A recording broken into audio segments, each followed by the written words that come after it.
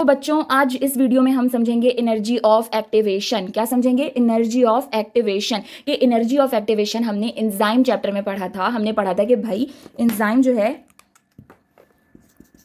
Enzyme एक ऐसा जो है वो पुलिस ऑफिसर है जो कि क्या कर सकता है, लो कर सकता है किस चीज को, एनर्जी ऑफ एक्टिवेशन को। यानी एंजाइम के अंदर पावर है जो कि लो कर देता है। एंजाइम क्या करता है? एक और काम, एंजाइम स्पीड करता है किसको?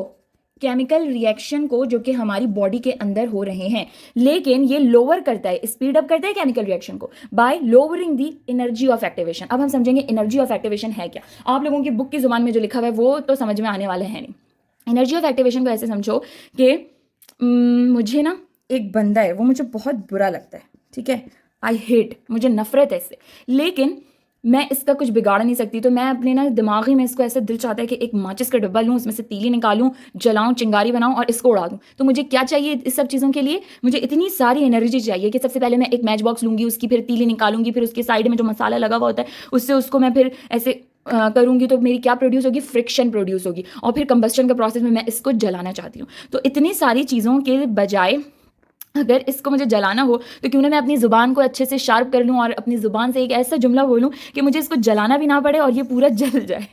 इसी तरह से एक्टिवेशन ऑफ एनर्जी को समझो कि हमें किसी भी अगर चीज़ को जलाना है, हमें उसके लिए मैच स्टिक चाहिए, फिर हम उसको निकालेंगे, फिर हम उसके चिंगारी लगाएंगे, फिर उसमें फेंकेंगे। इसमें energy, lot of energy use हो रही है। तो हमें लॉट ऑफ एनर्जी यूज़ नहीं करनी। अगर यही काम हम एक एंजाइम से करें या एक औरत की ज़ुबान से करें तो वो मिनटों में उसको जलाने के लिए काफ़ी है। इसी तरह एंजाइम मिनटों में स्पीड अप रिएक्शन करने के लिए काफ़ी है। तो जब ये स्पीड अप रिएक्शन कर देता है, एंजाइम कहता है जब मेरी सिफारिश लग चुकी है तो मुझे एक्टिवेशन ऑफ एनर्जी की ज़रूरत नहीं, तो ये लोअर कर देता है एक्टिवेशन ऑफ एनर्जी को। Simple is that.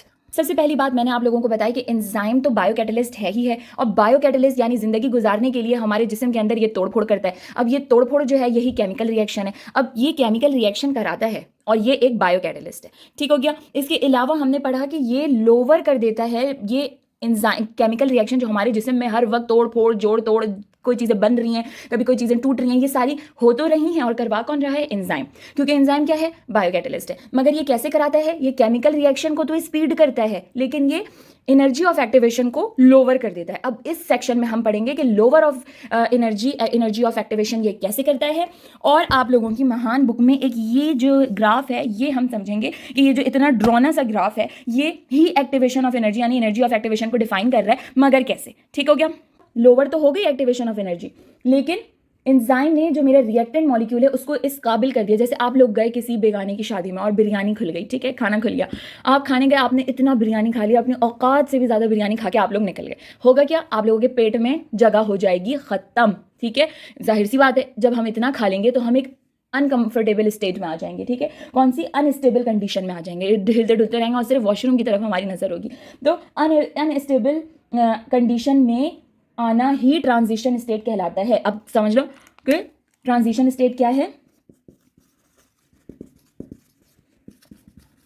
Transition state जब भी कोई रिएक्टेंट मॉलिक्यूल, समझ में आ रहा है रिएक्टेंट मॉलिक्यूल से मेरा मतलब, जब भी कोई रिएक्टेंट मॉलिक्यूल एब्जॉर्ब कर लेगा बहुत सारी एनर्जी इसने एब्जॉर्ब कर ली। जैसे आप बहुत सारा खाना, बिरयानी अपने अंदर ठूस लेंगे, ठीक है, बहुत सारी एनर्जी आपने एक रिएक्टेंट मॉलिक्यूल ने जब एब्जॉर्ब कर ली तो ये कहाँ चला गया? ये चला गया अनस्टेबल कंडीशन में, ठीक है।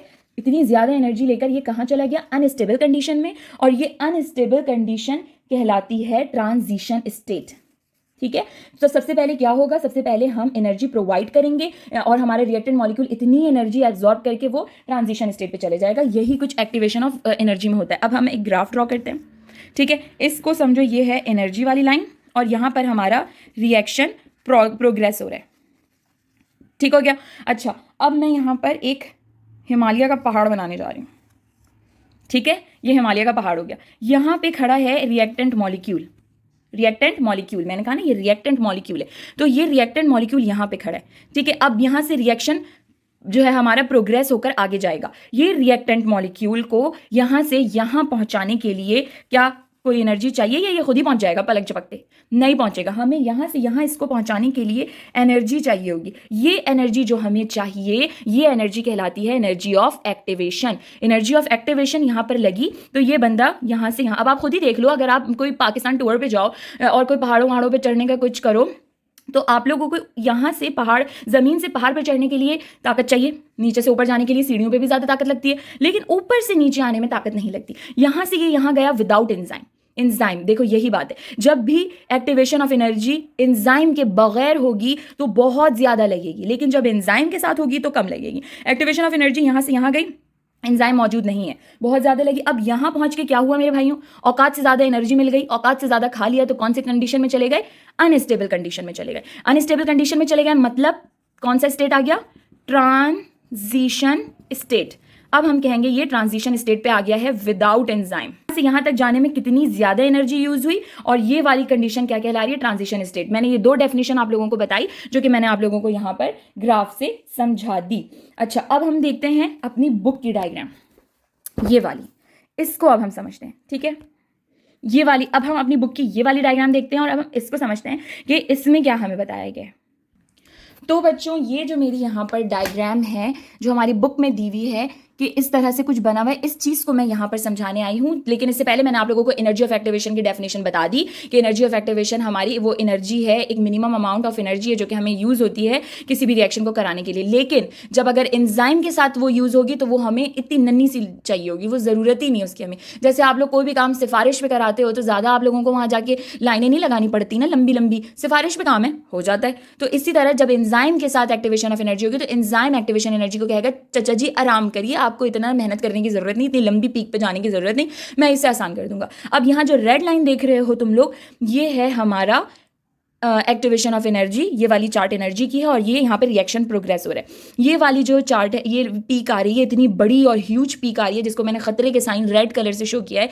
इसमें एक्टिवेशन ऑफ एनर्जी अंडरस्टूड है कि बहुत ज़्यादा लग रही है। इसके बाद मैंने उसके नीचे एक छोटू सी पीक बनाई है जो कि ब्लू कलर की मैंने बनाई है, और ये जो है ये भी एनर्जी यूटिलाइजिंग है, लेकिन ये विद एंजाइम है। अब देखो, यहाँ लगी है इस बच्चे की सिफारिश और यहाँ लगी है बच्चा मेरिट पे जाने की कोशिश कर रहा है, कोई सिफारिश नहीं है। अब देखो, हमारे पास रिएक्टेंट आया A+B, सबसे पहले रिएक्टेंट होगा और फिर उसी का प्रोडक्ट आएगा तो वो C+D होगा।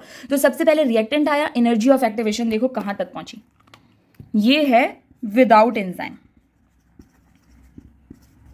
ठीक है, और ये ब्लू वाली लाइन है विद एंजाइम।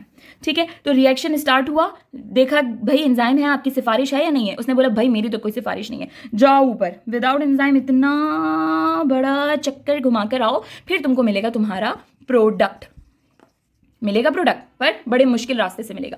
फिर उसको बोला गया अच्छा चलो, दूसरा स्टूडेंट आया, बोला हाँ भाई सिफारिश है या नहीं, यानी बायोलॉजी की जुबान में बोलूँ तो एंजाइम तुम्हारे पास है या नहीं। उसने कहा हाँ जी मेरे पास एंजाइम है। बस एंजाइम ने यहाँ पर खटक से लोअरिंग कर दी, क्या, एक्टिवेशन ऑफ एनर्जी को लोअर कर दिया, और रिएक्शन इतना लंबा जाने के बजाय यहाँ से यहाँ तक घुमाकर प्रोडक्ट ले आया। यही चीज़ आप लोगों की इस बुक में बताई गई है कि विदाउट एंजाइम अगर कोई भी चीज़ जाएगी तो एक्टिवेशन ऑफ एनर्जी इतनी जाएगी, और अगर विद एंजाइम होगी तो वो लोअर कर देगा एक्टिवेशन ऑफ एनर्जी। इतना लंबा प्रोसेस, जो इतने लंबी एनर्जी यूटिलाइज हुई है, इसको वो कैंसिल कर देगा और इतने से में हमारा काम हो जाएगा।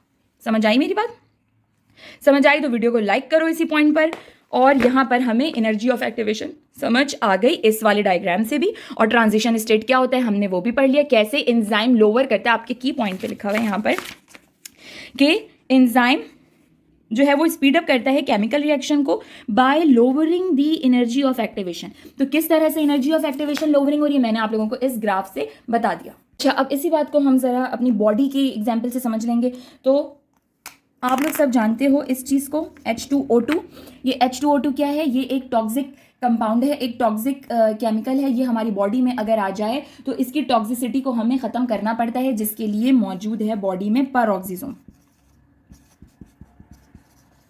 ठीक है, ये परऑक्सीजोम क्या करता है? ये परऑक्सीजोम जो है वो कन्वर्जन कराता है, conversion of this H2O2 hydrogen peroxide into water and oxygen. ठीक है, ये काम हमारी बॉडी में होते रहते हैं और हमें टॉक्सिक जो सब्सटेंस है उससे हमारी बॉडी हमें बचाती है, परऑक्सीजोम हमें बचाता है कन्वर्ट करके इस हाइड्रोजन परऑक्साइड को वाटर इनटू ऑक्सीजन में। लेकिन इस केमिकल रिएक्शन को हमारी बॉडी में होने के लिए अगर एंजाइम नहीं मौजूद है, ठीक है,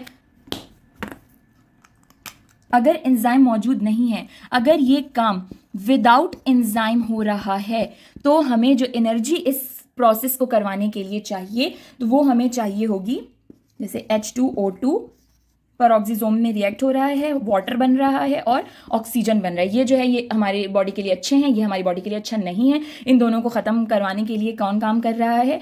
पेरोक्सिसोम। अगर ये विदाउट एंजाइम हो रहा है तो यहाँ पर कितनी एनर्जी लगेगी? यहाँ पर लगेगी 86 किलो जूल पर मोल। इतनी एनर्जी लगेगी इस काम को कराने के लिए, ठीक है। ये हमारी एक्टिवेशन एनर्जी इतनी लगनी है। और अगर यही रिएक्शन कि हाइड्रोजन पेरोक्साइड टॉक्सिक मटेरियल आ गया हमारे पास, पेरोक्सिसोम आया, उसने कहा कोई टेंशन की बात नहीं, मैं कर देता हूँ, इसको वाटर में कन्वर्ट कर दूंगा, इसको ऑक्सीजन में कन्वर्ट कर दूंगा, मगर मुझे इतनी एनर्जी चाहिए होगी। हमने कहा रुक जाओ, इतनी एनर्जी हम तो देंगे नहीं तुम्हें, ठीक है। क्या गुंडागर्दी लगी हुई है कि हम तुम्हें इतने पैसे दे दें, इतनी एनर्जी दे दें? हमारे पास मौजूद है इंस्पेक्टर एंजाइम। जब इसने कहा ओहो आपके पास इंस्पेक्टर एंजाइम है, यानी सिफारशी काम है आपका, तो आपके पास सिर्फ और सिर्फ 1 किलो जूल पर मोल में मैं आपका काम कर दूंगा। बस आजकल की दुनिया में यही हो रहा है, जब आपके पास एंजाइम होगा तो आपको सिर्फ 1 किलो जूल पर मोल एनर्जी यूटिलाइज होगी, यानी लो कर देगा ये एनर्जी को, आपकी बॉडी के दूसरे काम में एनर्जी चली जाएगी, जो काम आसानी से होना था वो हो जाएगा।